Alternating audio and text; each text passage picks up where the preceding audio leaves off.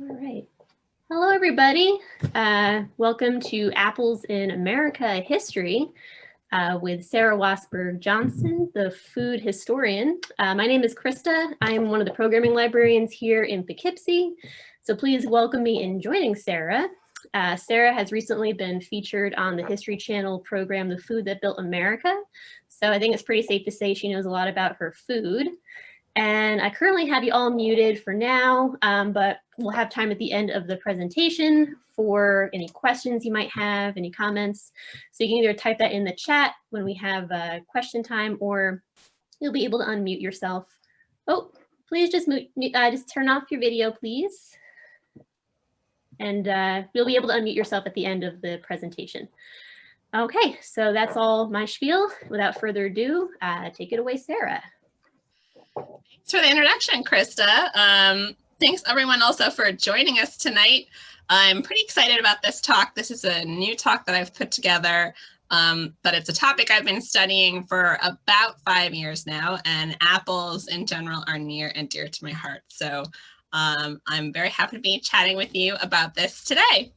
So I'm just gonna go ahead and get started, I think. So I thought we would start with this kind of iconic image. This is a little picture called Stealing Apples from 1877. Sorry. So there's this older man, an old farmer outside this enormous apple tree, right? And he's got a young boy by the ear who's got apples in his pockets, and his hat is full of apples. And there's another boy trying to get away over the fence, and the dog has him by the trousers. And this is just sort of quintessential 19th century Americana when it comes to apples in America, kind of representing kind of American pastoral history, right? But things are not quite as they seem, right? So we're going to talk a little bit about all the different ways apples were used throughout history and kind of how they've influenced American cuisine. So I thought we'd start a little bit with the origins of apples. So apples are not native to North America. They are native to the Tian Shan Mountains in Kazakhstan, on the border between Kazakhstan and China.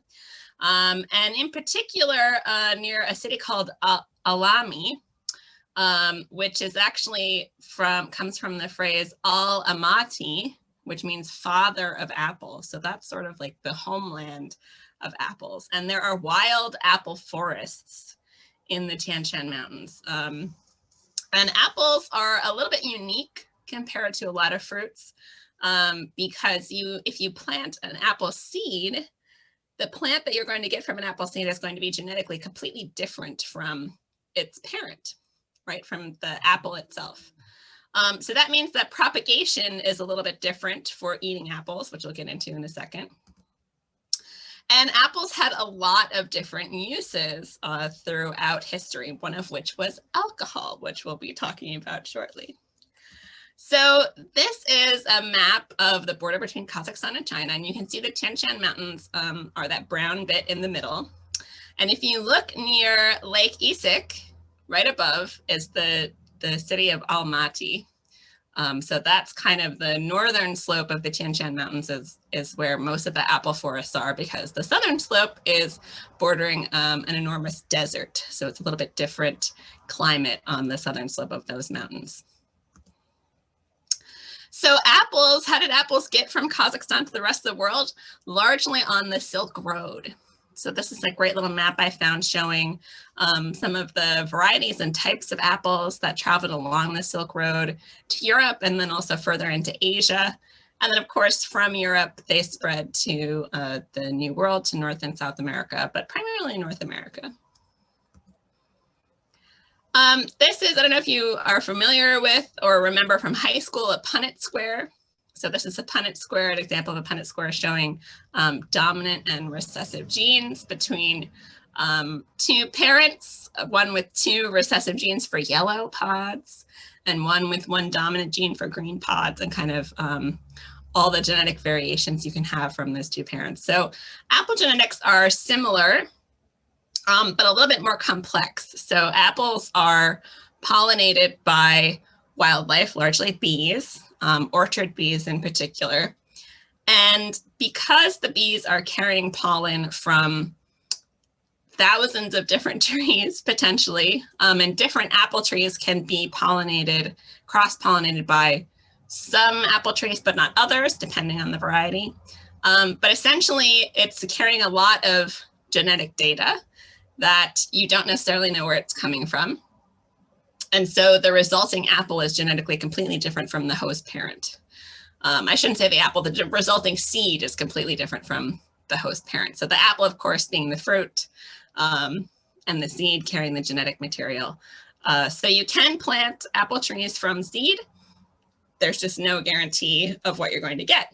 And because of that, humans have developed a special type of technology called grafting, where you take a branch from an apple tree that produces apples that you like, and you graft it onto another tree.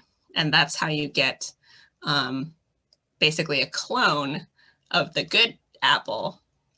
And that's how you reproduce apples reliably so that you get the same kind of apple. So any apple that you've bought in the grocery store, anytime you go to an orchard, any specific variety of apple is a clone of the original tree largely, or a clone of a clone, kind of how that works. All right, so I said one of the early uses of apples is actually to make alcohol. So I thought we'd talk a little bit about hard cider and how hard cider is made. So these images are from 2009, so fairly recently, but they're at a historic apple press on the island of Jersey, which is in the English Channel between England and France. England and France both have very strong apple traditions. England in particular is known for its hard cider, but also Normandy in France, which is on the northern coast, is also known for its apple production, and for Calvados, which is like an apple brandy. So here they are grinding up the apples in a horse-drawn stone grinder. And you can kind of see the press in the background, but it's also in this next picture. So this is an enormous press. You can see the grinder in the background. And it's got a cloth in the bottom. And so what they would do is they would take the ground up apples and put them in the bottom of the press, and then like put the cloth up over the sides so that when you press the apple pulp, it doesn't just spill out of the sides, right? And they make many layers of these layers of cloth, and they're called cheeses. And you can see they have all these layers of apple pulp in these cheeses, and they're pressing it, and the juice is coming out the bottom. And then this is the pomace that's left over with all the juice. Press it out of it. It's kind of like just dry, fibrous material is left, like the skins and the pulp. And the seeds, which will be important. We'll get to that in a minute.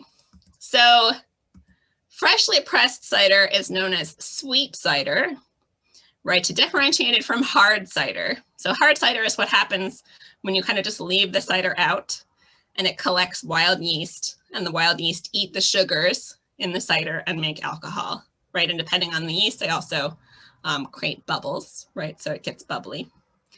And then another step you can take in the life of cider is you can use a specific kind of yeast to turn it into wine, so it doesn't get bubbly. Or you can distill the hard cider into apple brandy. And normally how they would do that in the early days was you wouldn't use like a still or a distillery. You would freeze it. So you would freeze it and then skim the ice off, and that was the water coming out of the alcohol. And so you're just concentrating it down to alcohol. You freeze it again and again and again until you get a condensed alcohol at the end. And then finally, if you leave your hard cider long enough, or your apple wine long enough, it will turn into vinegar, apple cider vinegar, right? So that's kind of the life cycle of cider and how people preserved apples. People did, of course, eat apples and dry them. And one of the reasons why apples become such a popular fruit is because they have fairly decent long storage, unlike softer fruits like stone fruits and berries and things like that. Apples tend to store better over the winter, but people did also process them into cider and other things, which we'll get to later. So talking about the United States and early America. So obviously European immigrants brought apples over to North America. North America does actually have one native variety of crab apple, but it does not have any eating apples as we know them today. And the founding fathers were quite fond of apples in alcohol form. If I put hard cider the breakfast of champions, because that's how a lot of people were consuming alcohol. And the picture I have here is actually Patrick Henry appearing before the Virginia House of Burgesses. But I have the Virginia House of Burgesses here because George Washington, when he was running for the Virginia House of Burgesses, actually gave away hard cider as like a campaign tactic to get people to vote for him. John Adams was also incredibly fond of hard cider, and he did actually have it for breakfast every day, so that's why I put it in here. And Thomas Jefferson also enjoyed hard cider, and as an agriculturalist was very interested in the different varieties of apples that were available at the time. So I did want to talk a little bit about alcohol consumption in early America, because it's not really how we think of alcohol consumption today. It was kind of intense for a variety of reasons, which I'll get to, but I want to talk about this constitutional bar tab. So this is in Philadelphia after the Constitutional Convention. We kind of finalized writing the Constitution. George Washington and a bunch of other delegates go to a bar in Philadelphia and they consume 54 bottles of Madeira, 60 bottles of claret, 22 bottles of porter, which is a type of beer, 12 bottles of beer, which is probably just ale. Only 8 bottles of cider, which I think is because cider is kind of a more everyday drink, not a special occasion drink.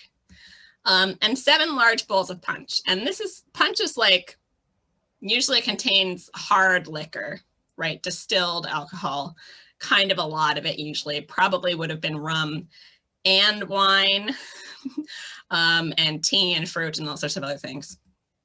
So all told, 45 gallons of alcohol. So their bar tab included dinner, snacks, cigars, spermaceti candles, which are a very expensive form of candle made from sperm whales. They broke a bunch of glassware, and the 45 gallons does not include the alcohol that the musicians consumed. So they also had musicians there. And the musicians are not included in the total number of people. So their total cost in 1787 in pounds was 89 pounds. And I did a little figuring with the help of an internet calculator. And I came up that the total cost in 2020 dollars was $14,800.70. And here's the kicker. The total number of people at this party was 55. So 55 people in one party consumed 45 gallons of alcohol, which is kind of crazy to think about.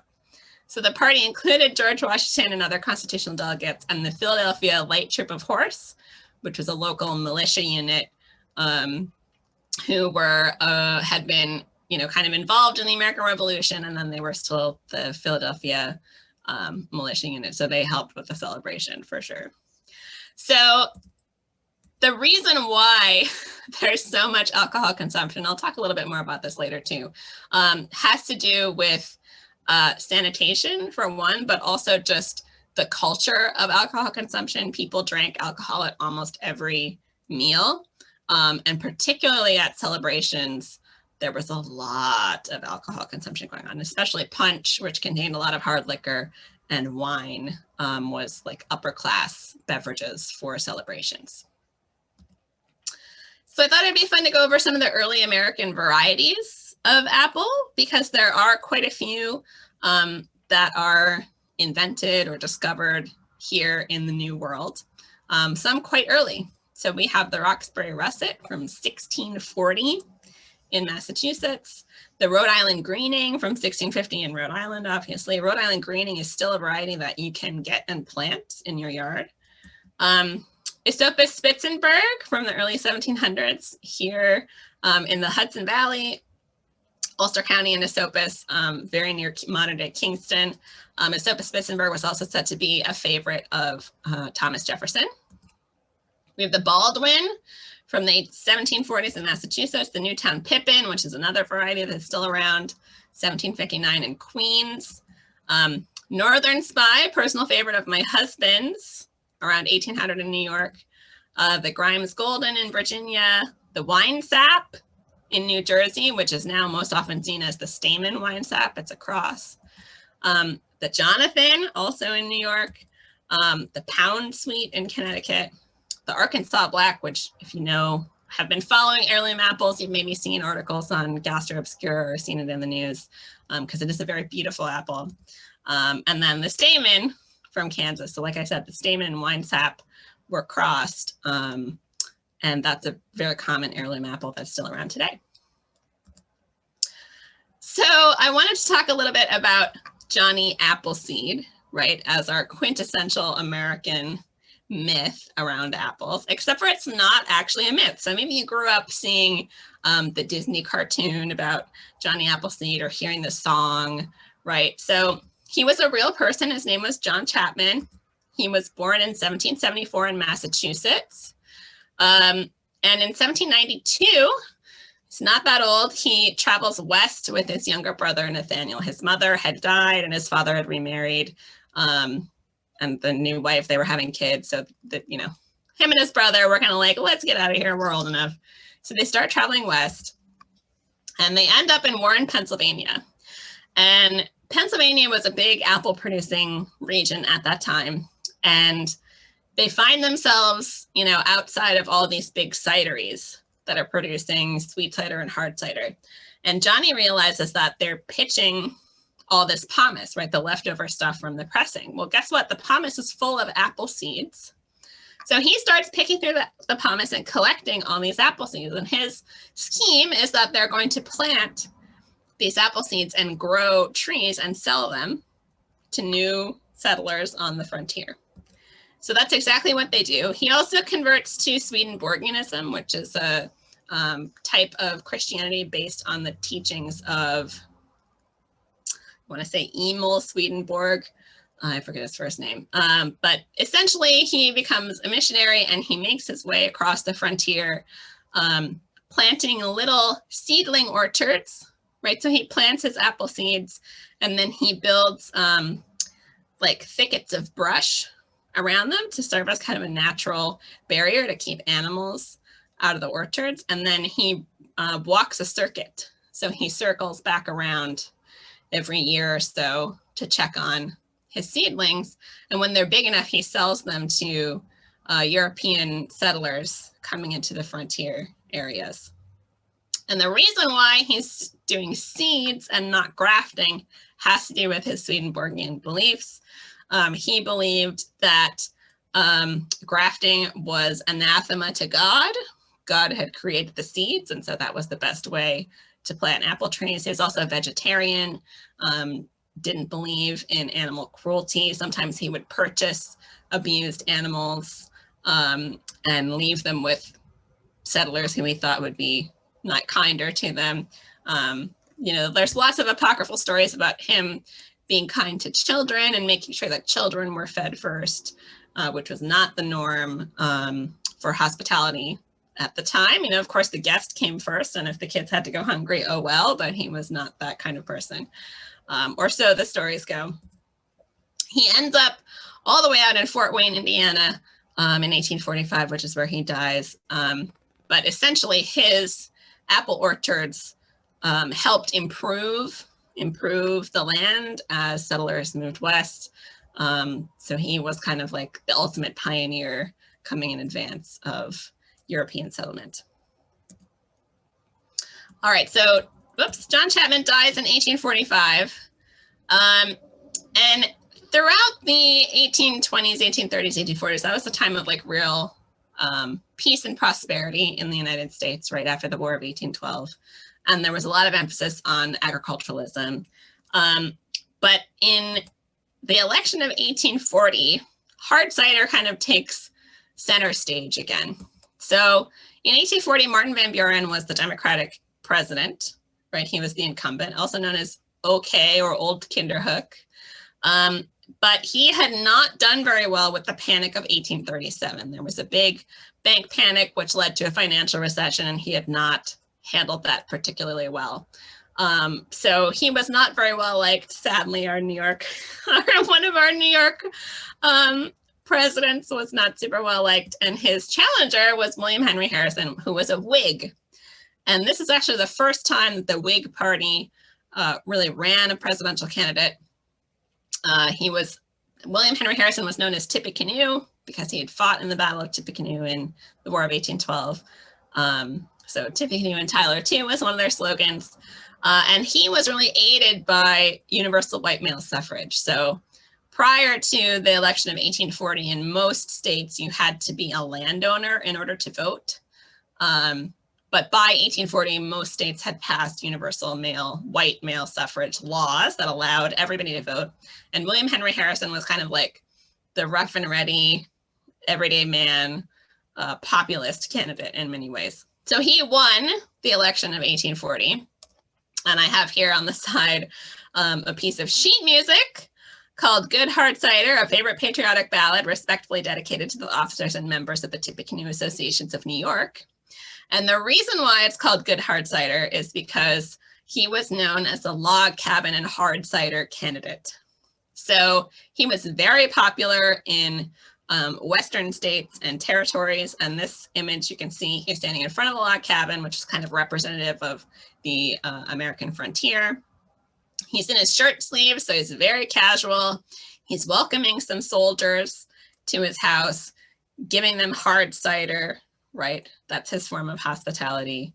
And then there's an American flag that says Harrison and Tyler, right? So this is a little campaign image that they used. And then poor Martin Van Buren is not very well depicted in a lot of political cartoons at the time. This is him running out of the White House in his nightshirt. And you can see his nightcap is flying off his little bald head. And he's being chased by an apparition of a barrel of hard cider with William Henry Harrison's face on it. And he's encountering on the steps of the White House Senator John Calhoun and Thomas Hart Benton, who were both kind of like political allies. And I won't get into the super long captions, but it's Van Buren kind of going on this long sort of Shakespearean rant about this nightmare that he's having. So this is from the Library of Congress. If you want to look it up and read the original, you can. This one is a little bit more simplistic. It's poor Martin Van Buren following Andrew Jackson on the road to the White House. So there's one sign that says to Kinderhook, but it also says okay, right, for old Kinderhook. And then there's another one that says to the White House. And the top of the signpost is a little log cabin. And then strewn over the road are barrels of hard cider and log cabins. And it says a hard row to hoe, or the White House Turnpike, macadamized by the North Benders. So macadam and macadamizing was a road improvement where you put crushed stone and sometimes also tar or pitch on the roads to make like a more a smoother road surface. But here, the macadam, the macadam is actually the giant barrels of hard cider and log cabins. So that's why it's a hard road to hoe, because the North Benders have like strewn all of these obstacles in his path. And he's also got a giant load of sub-treasury on his back. So that's his handling of the bank panic. So he's not doing too hot in his election. Of course, he ultimately loses that election. He's just a one-term candidate. All right, so hard cider in the 1840s was still considered a fairly wholesome drink, although its association with William Henry Harrison took on kind of like a rough and tumble frontiersman soldiery kind of connotation. And by the latter half of the 19th century, the temperance movement really sort of turned its eye toward hard cider. So this is another political cartoon about a very early liquor law, the Maine Liquor Law of 1851. And it's mocking presidential candidate Franklin Pierce. So here we have Pierce is like holding up his bottle of whatever alcohol. He's leaning on the tree and he's being passed by a Quaker on horseback who's got the Maine Liquor Law in his hand. And the Quaker says, "Friend, that tree looks as if it was old enough to stand alone. Thee need not hold it up any longer." So of course he's implying that Pierce is drunk, and that's why he's leaning against the tree, right? It's a joke that, oh, I'm leaning against the tree to hold it up, but no, actually the tree is holding him up. And Pierce says, "You have the advantage of me, stranger." Like he's slurring his words. He says, "My name is Frank Pierce. I'll stand as long as this tree will stand by me. I'm granite all over." Of course, Maine is the granite state. "Give us your hand. Will you take a horn? I'll give you a toast. Here's confusion to all Maine liquor laws." So he's offering a horn, right? So he's going to give him a drink, which of course the Quaker is professing temperance, but he's got a barrel of hard cider on the back of his horse, which could be one of two things. It could be either he's a supporter of the Whigs, right? So that's the association of hard cider with William Henry Harrison and the Whigs continues through the 19th century, or he is not actually that much of a prohibitionist as he says he is, right? So this is hard cider continuing to represent both politics and prohibition through the 19th century. So as we get later into the century, you do get more home production, right? Cider becomes more and more of a homemade beverage. Part of that, as I said earlier, had to do with sanitation. A lot of people didn't really trust water sources for drinking, with good reason. In the 1840s and 50s in particular, we were starting to realize that there were waterborne illnesses. And so you started to get early efforts at sanitation, but alcohol was still the surefire way to make sure that whatever you were drinking was safe, right? We didn't really understand why. We didn't have germ theory and Louis Pasteur yet, but we were getting there. Most of the apples grown in the United States were actually cider apples, right? In part due to people like Johnny Appleseed who are planting apples from seed. Marginal apples for eating actually made pretty good apples for cider. You don't want them super high in sugar or you get too much alcohol, right? A lot of heirloom cider apples are sometimes called bitter sharps because they're not particularly sweet. Cider remains mostly a homemade beverage because you kind of had to live where there were apple trees. You kind of had to have your own apple orchard. You had to have a volume of apples to be able to make cider. And as I referenced earlier, pretty much everybody was drinking cider, including children, right? It was considered a fairly low alcohol, safe beverage for women and children to drink, for families to drink. And with the William Henry Harrison, it kind of had like this place in popular culture where it was, you know, kind of a down-home, homemade, wholesome beverage. But that starts to change in the latter half of the 19th century. So early in the 19th century, temperance movement had focused primarily on hard distilled alcohol as the most damaging. But as the movement got a little bit more entrenched and a little bit more severe as the century wore on, they started to target hard cider as well. And this is Hard Cider, a Temperance Sketch, was written by T.S. Dennison and published in 1880. And it's a little play. It's a little moralizing play meant to be performed by temperance societies for local events. It's very short. You can find it online. It's set in a family home, and hard cider is the primary topic. So it's a family who has a guest over, and they want to be hospitable, so they offer him cider, and he brings wine, but there's a woman there who is a temperance advocate who is talking against hard cider, and there's a whole argument about whether hard cider is the wholesome, homely beverage that the men in the family think it is, or if it is the road to ruin, right? So she says cider leads to wine, wine to whiskey, and whiskey to ruin. So cider is like the gateway alcohol in the minds of temperance reformers. So that by the end of the play, they had been alternating hard cider and wine throughout the play. And by the end of the play, they get very drunk. The next morning, the men wake up and they're all contrite, and they apologize to the woman, and they offer to sign the temperance pledge, which is like, you're not going to touch a drop of alcohol, right? That's a very popular thing for temperance reformers to get people to do, is to sign the pledge. And if you break your word, then it's a thing of honor, right? So here we have another little cartoon with hard cider and the temperance movement in it. This is not dated. It's probably from the late 19th century.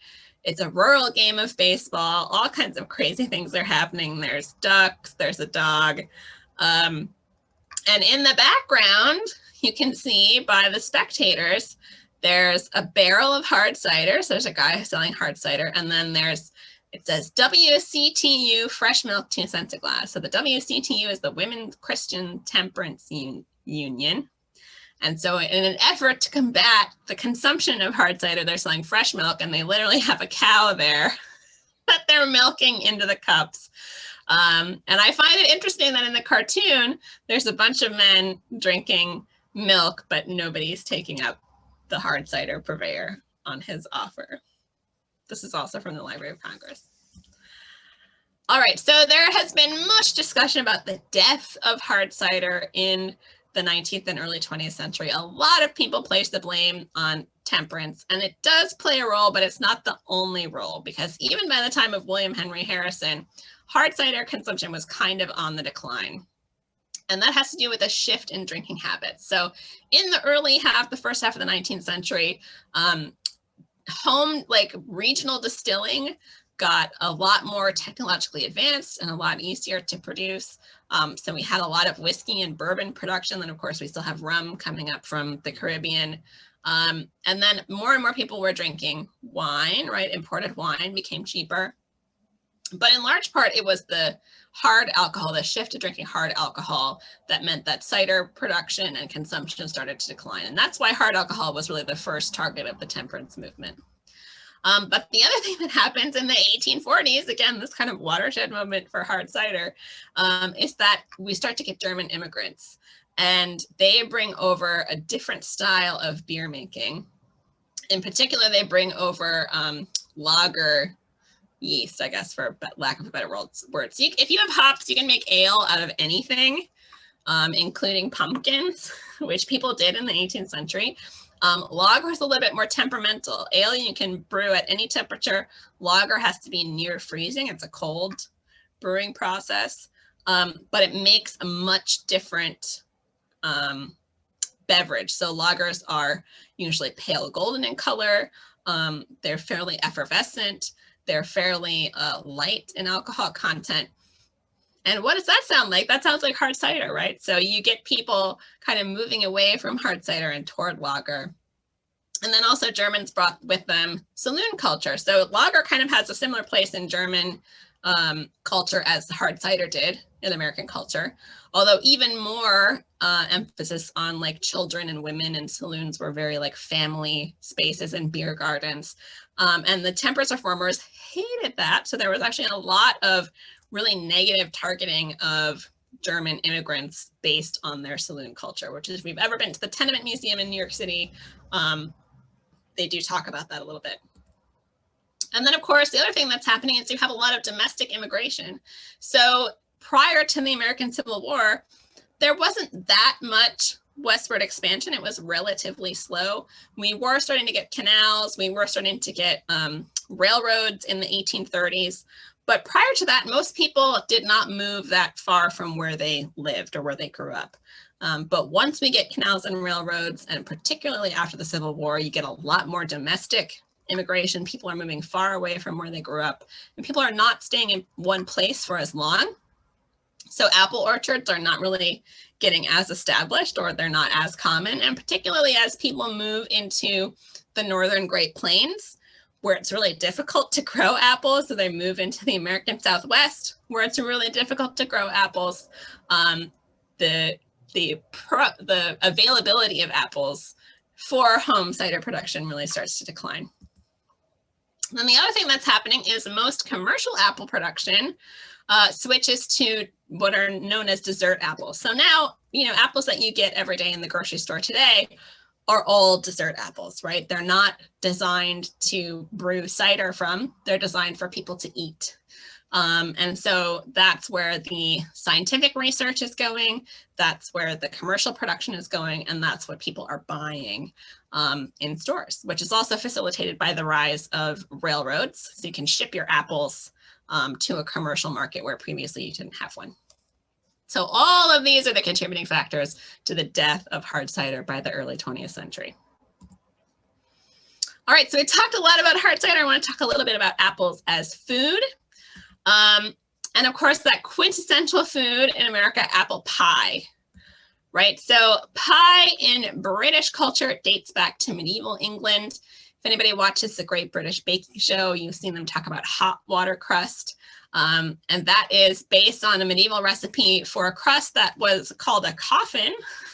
And it was basically designed as a freestanding baking container. You actually weren't meant to eat the crust. It was just to contain and bake the food inside the crust, usually meat, but sometimes fruit. And as that kind of wore on, the crust became more and more edible. And when we imported it from the UK to North America, it became a really quintessential food in colonial America because it was so easy to make. And part of that had to do with the availability of cooking utensils and baking options. So most people in early America had a Dutch oven, and not everybody had a beehive oven. So in Europe, even in medieval England or in, colonial era England, there were village bakers. You had large scale bake ovens. You had people producing food.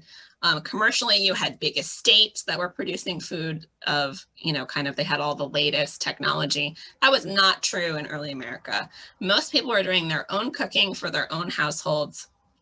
Obviously, there were enslaved people doing a lot of the cooking too, but particularly for smaller households who maybe only had a Dutch oven, pie was the easiest and most caloric dessert you could make. So obviously there were cakes that could be made. There were also cookies or biscuits that could be made, but that was largely reserved for wealthier households. Apple pie was kind of like the everyman dessert, right? The fruit was available for a long time throughout the year, especially if you had dried fruit. You could have dried apple pie, and it was just a really accessible kind of everyman dessert. And for that reason, pie has become kind of the quintessential American food that are popular across social strata, across racial and religious lines, across gender lines. People eat pie for breakfast, particularly in rural areas where you're doing work before you eat and you're burning a lot of calories throughout the day. Apple pie in particular was a favorite at breakfast. People who live in urban areas in the later part of the 20th century, particularly poorer people who maybe don't have access to kitchens, store-bought pie has become a very cheap and accessible food. People would go to luncheon counters or tea rooms and have like pie and coffee for lunch. Poor people would buy pies off of push carts. They did become the target in the progressive era of health reformers who thought that they were, heavy and indigestible and who knew what was in them, which is probably true. But then they also maintained their status as both a dessert after the main noon meal in rural areas and after evening meals in urban areas. All right, so I thought I would share a very early recipe for American pie. Amelia Simmons wrote probably the first American cookbook published in our very young United States. It was first published in 1876. This version is from 1896. This version is from 1898. So she has a recipe for apple pie. And she says, stew and strain the apples to every 3 pints. Grate the peel of a fresh lemon, add cinnamon, mace, and rose water to taste. Bake in paste number 3. So this is a common trick that you would use if you were doing hearth cooking, which is you cook the filling before you bake the pie. So as we get better ovens over the years, especially as we start to get cast iron, freestanding stoves, Franklin stoves, that kind of thing, we start to put raw apples in and bake the apples within the pie crust, very medieval of us. But in the colonial period, it was much easier to cook the filling first because then you were not as likely to burn the pie crust, right, if you're cooking in a Dutch oven. So I also looked up paste number 3 in her book, and it's a little confusing. It says to any quantity of flour, add 3/4 of its weight in butter. And then it says in parentheses, 12 eggs to a peck. So I don't know if that's her version, like that's how you figure out, how much a peck is. If you weigh 12 eggs, you can weigh the butter. I'm not super clear. But then she says to rub in 1/3 or half and roll in the rest. So I think that means that you're supposed to cut in 1/3 or half of the butter. And then as you're rolling it out, almost like a puff paste, to put the butter in between the layers of the dough and fold and roll to fold and roll. That's my interpretation anyway of what she's saying. So an interesting apple pie if you want to try it at home. We do also get mock apple pie. Now, many of you have probably heard of mock apple pie. Ritz Crackers came out with a recipe pretty early on. Most people attribute it to the Great Depression. However, it does not date to the Great Depression. It actually dates to the 1850s. So this recipe calls for breadcrumbs. And then what makes it taste like apples is tartaric acid, which is a byproduct, I believe, of the wine industry. I always forget this. But essentially, it's a commercially available acid, which makes it taste sour, right? And then she says this is an excellent substitute when apples are scarce. Then there's another one from 1857, also called cracker pie, which instead of breadcrumbs uses crackers. And the kinds of crackers they're talking about are more like pilot crackers or hardtack, which was commercially available, and a lot of people did use them. But again, she's using tartaric acid. Later recipes later in the century call for the use of lemon juice, which would have been more available later in the century thanks to refrigerated railroad cars.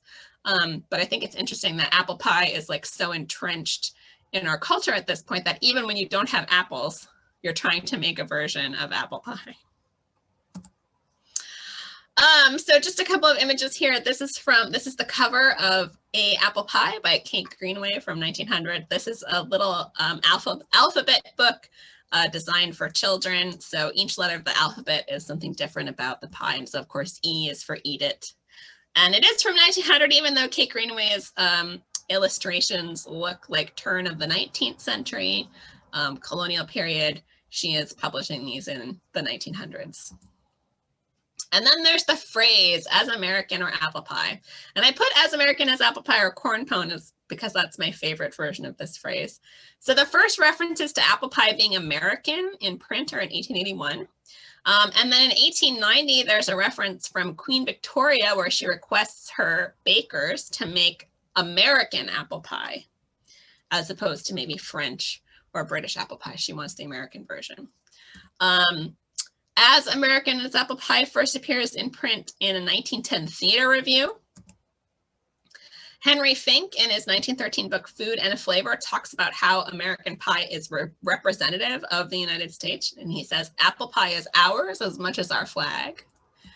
And then my favorite is the New York Times describing First Lady Lou Hoover's homemaking skills in 1928. And they describe them as American as apple pie or corn pone. And of course, corn pone is actually more American in some ways because corn is indigenous to America, right? And corn pone is a very colonial and even indigenous food way. But I think because apple pie is a dessert, and people generally like desserts more than they like breads, that's why apple pie, American as apple pie, is the one that wins out. There are also, oops, sorry, that's my dog. There are also innumerable other apple desserts. There's apple dumplings, pandowny.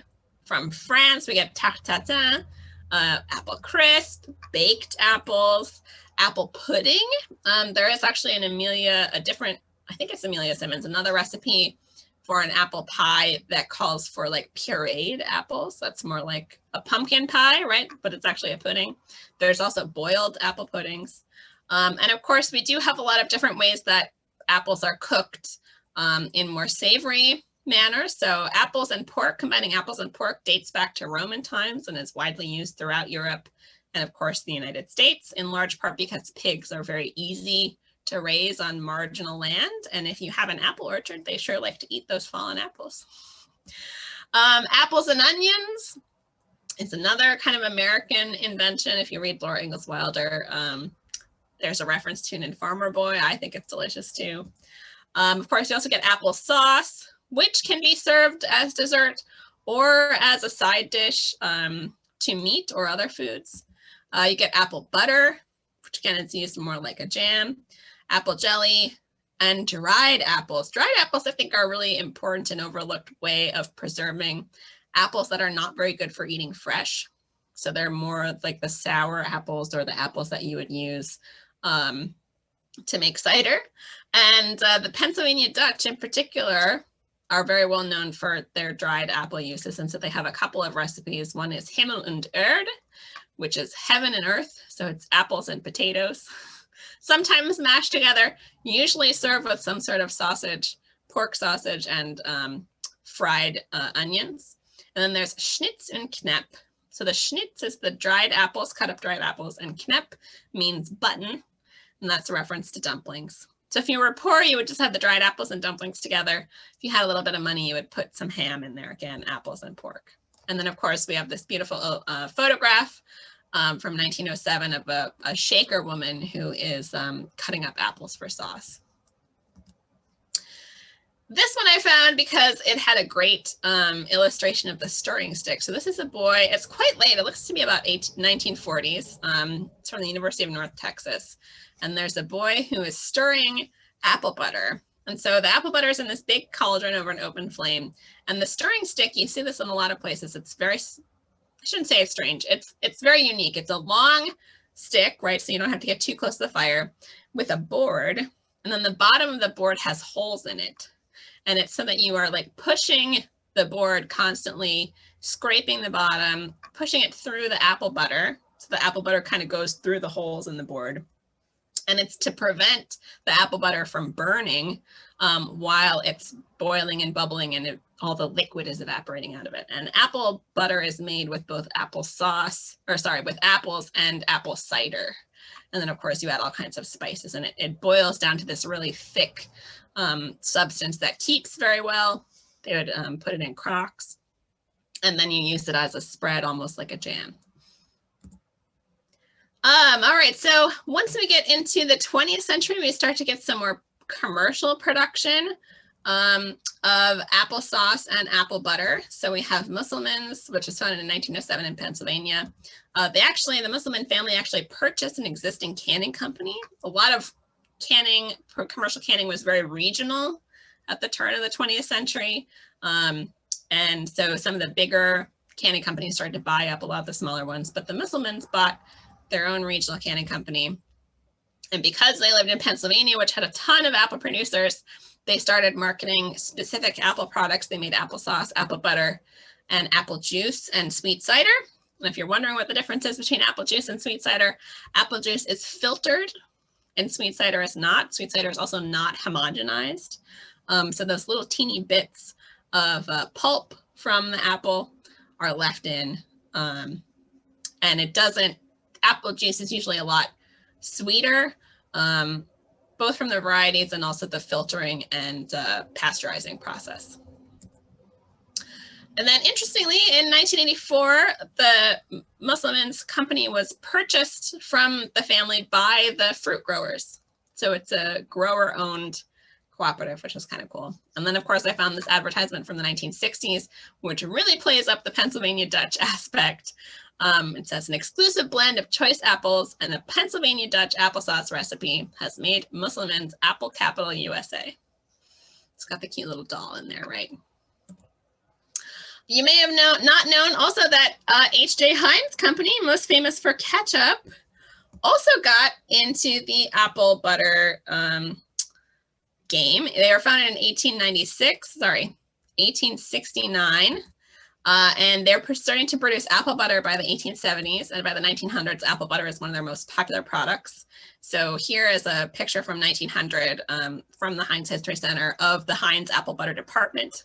And you can kind of see the big cauldrons that they have with the big stirring things, and they're using that to make their apple butter. Not clear if they're packing it in the barrels or if the apples are coming out of the barrels, but that's what's going on in there.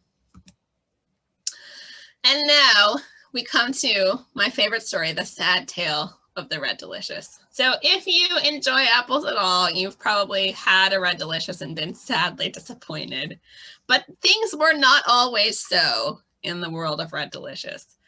Red Delicious started out because the Stark Brothers Nursery in Louisiana, Missouri, was looking for an apple to replace the Ben Davis. So the Ben Davis is an heirloom apple that was very popular in the mid to latter half of the 19th century because it stored very well and it didn't bruise easily and it was easy to grow, but it didn't taste very good. So it was kind of like ticked off all the boxes that the farmers wanted, but it wasn't actually that great of an apple. So the Stark brothers were like on the hunt for a new apple, and they were kind of like riding circuit around the Midwest, searching for a new type of apple, and not having a whole lot of luck.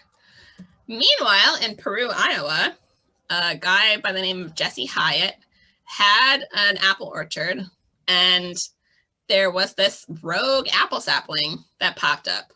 So he chopped it down, and then it came back up the next year, and he chopped it down again, and it came back up the next year, and he decided he was going to keep it. This is in 1870, and just kind of see what it does. And it ends up producing, by about 1880, like 10 years later, it ends up producing these really delicious but kind of weird apples. They're like oblong. The bottom is almost square. They've got these weird bumps on the bottom, and it's red and yellow striped. But it tastes amazing. So by this time, the Stark brothers are tired of like riding circuit around trying to find new varieties of apples. So they decide in 1893, they come up with this idea that they're going to make the apples come to them. So they host the International New Fruit Show, and they put out a call for all kinds of new varieties of fruits. People send in their varieties of fruits, but apples are kind of the star of the show. And Jesse Hyatt submits his apple, which he calls Hawkeye, because he's from Iowa. And it goes through all the judging, and Clarence Stark, who's one of the brothers that owns Stark Brothers, tastes the apple, and he says, "My, that's delicious." But the submission card that came with the apple was lost.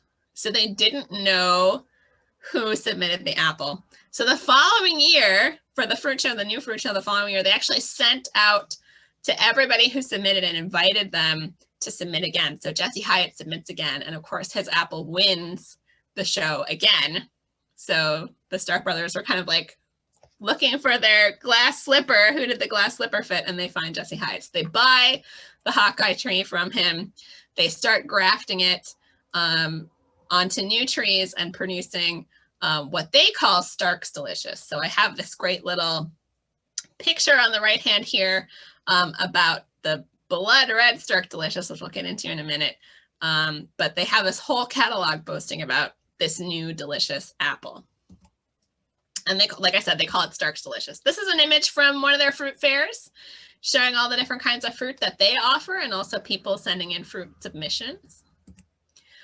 And I love this. This is from that same 1926 catalog. So this apple becomes so famous that the Iowa State Horticultural Society builds a giant monument to Jesse Hyatt and the Hawkeye, which becomes known as Stark's Delicious, the world's most delicious apple.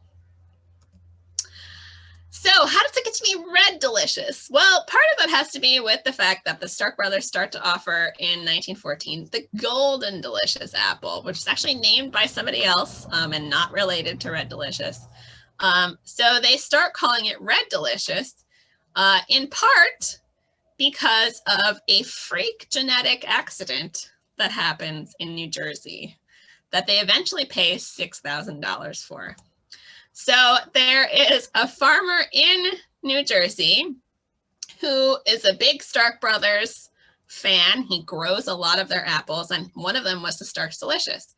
So he contacts the Stark Brothers and says, "Hey, listen, I have this weird tree that just one branch of it ripens in August and turns bright red. So when the rest of the tree is green and not ripe, this one branch turns bright red and ripens early, and it's still a Stark Delicious." So the Stark brothers send representatives. They send botanists and horticulturalists to examine this limb, and they end up buying just this limb of the tree for $6,000. And that is where all red delicious come from, is this one genetic aberration of the Stark Delicious tree. So once that happens, they start grafting trees by the thousands, sending them out all over, in particular to the Willamette Valley in Oregon, which is like some of the best apple growing territory in the country. And Red Delicious really starts to be favored when we get apple grading standards. So the standards for apple grading reward color, they reward size, they reward durability. So apples that don't bruise easily, apples that ship well, apples that keep well in cold storage. And Red Delicious checks all those boxes. So Red Delicious is consistently graded the highest of almost all apples in the United States. And so it really starts to be favored by a lot of growers. However, despite its fairly long reign as like the #1 apple in the United States, in the 1990s, we start to get some new competitors.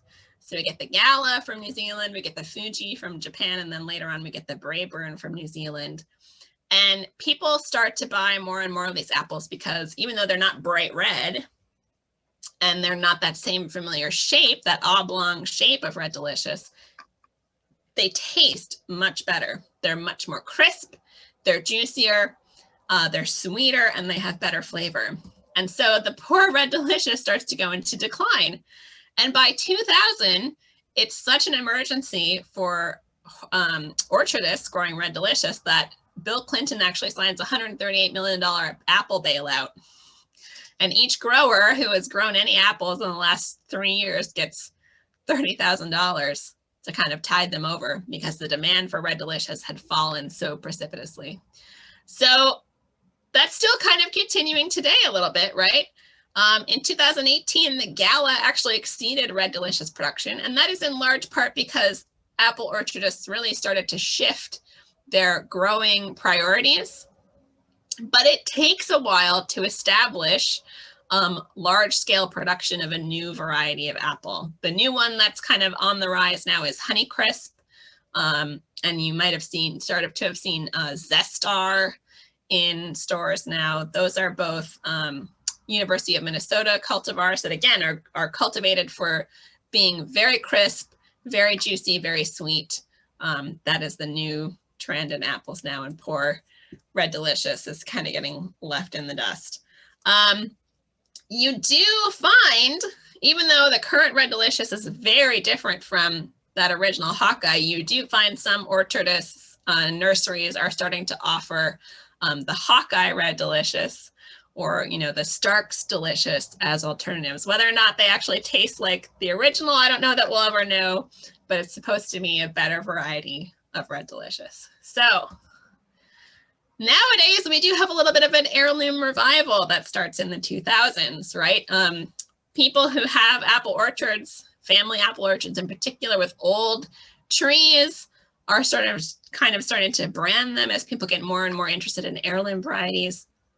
The return of hard cider production really spurs a lot of interest in heirloom varieties. And I actually have a friend who's an oenologist at Cornell University who says that there's such a demand for hard cider now that they just don't have the cider apples, and they're starting to import heirloom varieties from Europe because they're just not available in the United States. You do also get the rise of lost apple societies, different projects and nonprofits and people who go out into the community to try and find lost varieties of apples. At one point we had thousands of varieties of apples in the United States. Now it's down to hundreds. And we know this because of old orchardist publications that list all of the apples and their qualities and stuff like that. Many of them include watercolor botanical illustrations, like this one here of the wine sap apple.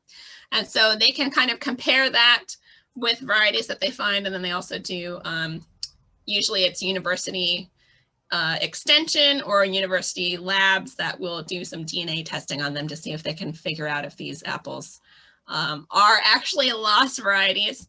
And then there's people like Fedco Seeds who kind of pioneered the revival of heirloom apples through seedlings and getting people to purchase them and grow them at home or in orchards.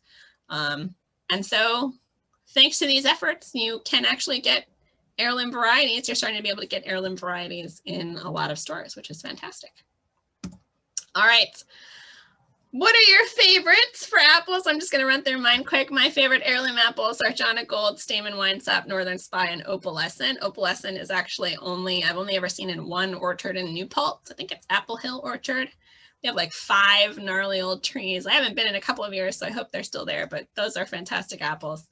My favorite ways to eat them, definitely homemade sauce. We had what my mom thinks is a wealthy apple tree in our backyard when we were growing up, and it would, like, every other year we'd just get a ton of apples, so she always made great applesauce.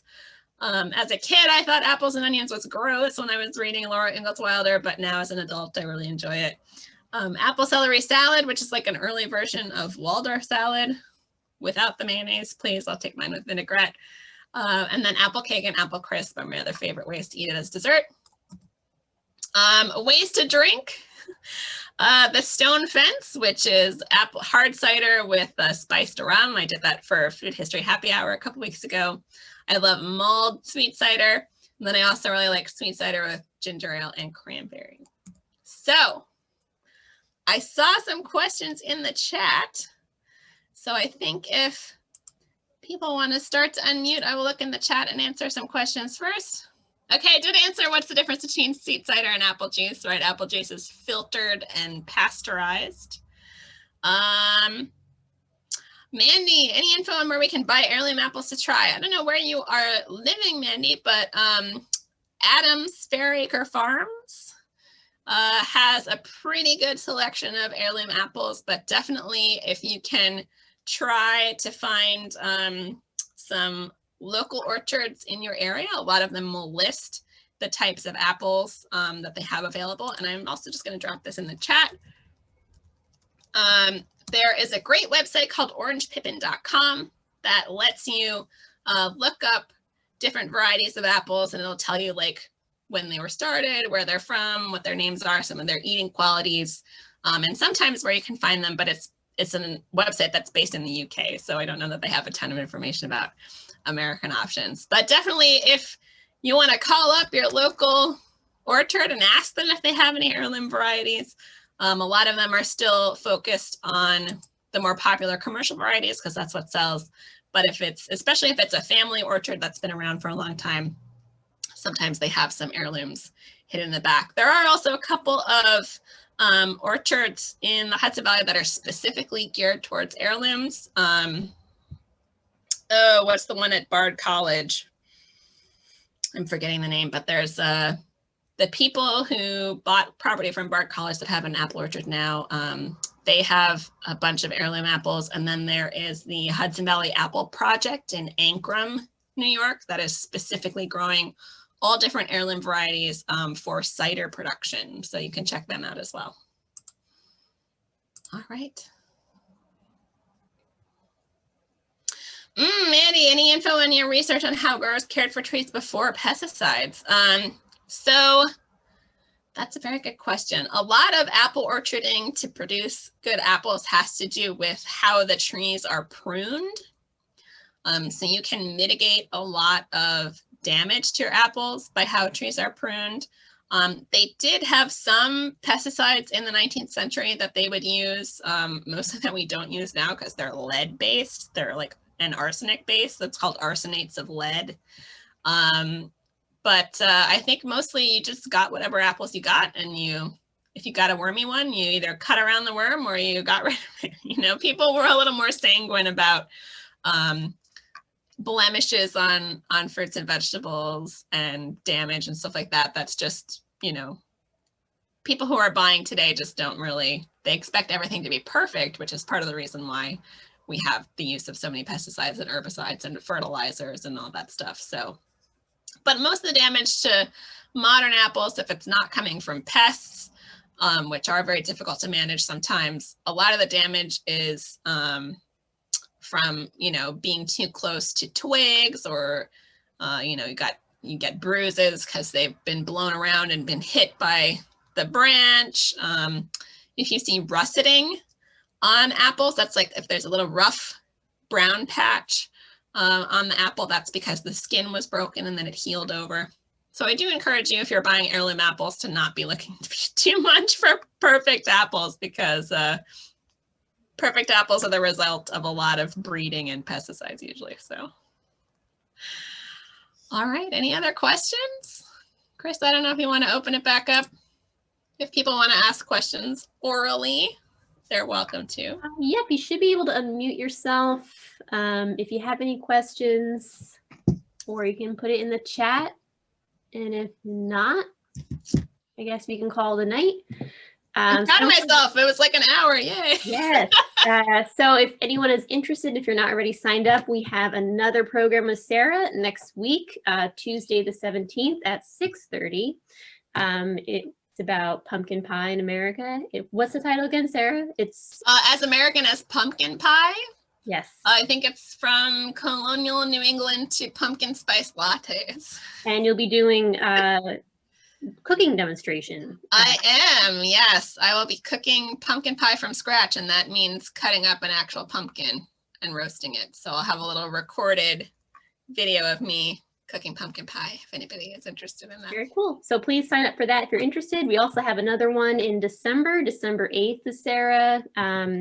I think it's Indian meal molasses, the making of New England cuisine.